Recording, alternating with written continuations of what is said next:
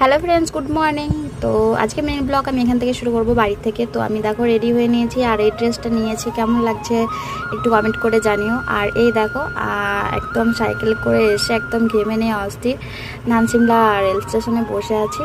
বাড়ি থেকে বেরিয়েছি সাইকেল করে, তো প্রচণ্ড গরম। তার মধ্যে কি বলবো, তোমাদের সাথে শেয়ার করলাম যে কতটা পরিমাণে ঘেমেছি আর কি।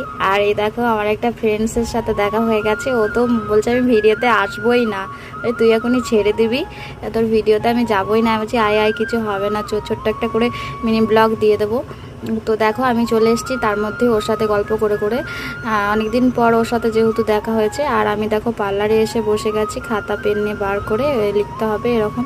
আর আমি তো বড় বড় চোখ করে দেখছি যে ম্যাডাম কি বলবে, এখানে এসে গেছে লিখিনি তো। আর এদিকে দেখো আমার চুলটাও কিন্তু এখনও শুকায়নি, তো আমি চুলটা খুলে রেখেছি। আর সেই